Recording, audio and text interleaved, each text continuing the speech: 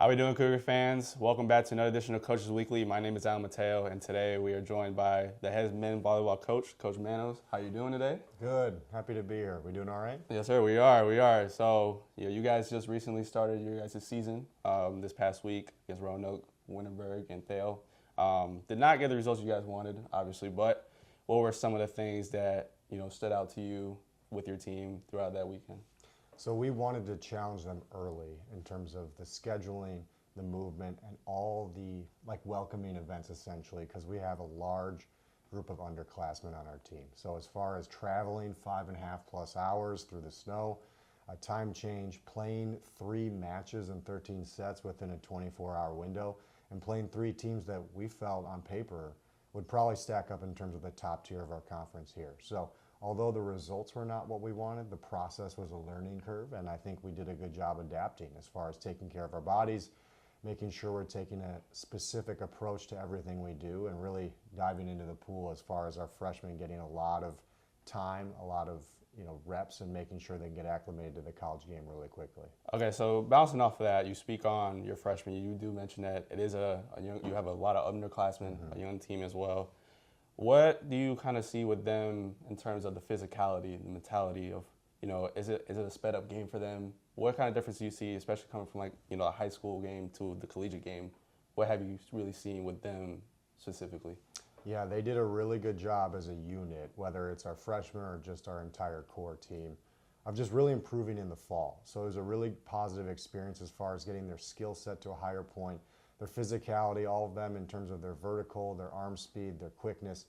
It's shown drastic improvement. So as far as our outlook going forwards, it's really positive in terms of what they'll be able to do here on the court short term with playing time, but also their ability to impact our performance as a unit within the conference. So it's all positives from our end. It's just the work effort, that's the consistency is going to be our focal point going forwards. Now that we've had that realization, we're playing these guys who are 3-4 years older than them and have that experience, right? We have to be specific. So I think they're really doing a good job of making that continual improvement. It's just that's, again, for us, we need to make sure our blinders are on and we continue to find that emphasis as we go forwards. Okay, yeah, and so bouncing off of that as well, now you have also returners as well, Eli Mosher, Marcin Hoffman, guys who have been staples within your team over the past few seasons. How much are you leaning on those guys to be able to say, hey, we have these group of underclassmen that we're going to have to play them and they're going to have to develop? How much are you leaning on those upperclassmen to be able to kind of lead those guys and mold them into the kind of players that you want to be down the road? Yeah, they have to be staples within our program. And the reality, too, of us just having one senior, essentially, is that our juniors have roles that are expanded.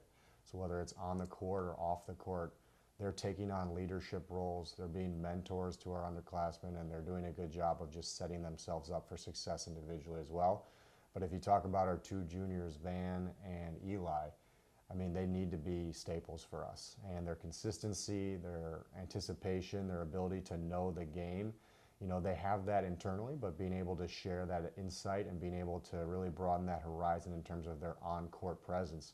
They're open to it, they're doing it, right? And I think it'll be exciting to see that journey as the season progresses. Yeah, and so looking forward to this weekend against North Park and also Westminster. What kind of the expectations do you expect to see when you guys set the court tomorrow? So we now have that first week under our belt. We know how to approach things in terms of a home game, and we have a little bit of that advantage since we're here and things are a little bit simpler. So for us, it's against these teams, we have to really focus on our efficiency. That's been our number one focus area across the week, right? Whether it's from the service line or just small details mid-match in terms of switches or schemes. If we are efficient in the way we go about our business, we can find success. But we need to make sure that process is still efficiency focused. Yeah, and so that being said, everybody, you can catch tomorrow's games on CUCCougars.com against North Park and Westminster. Coverage starts at 12 p.m. And thank you, Coach, for meeting with us today. It was a pleasure. And my name is Mateo. This is Coach Greg Manos. And once again, go Cougars.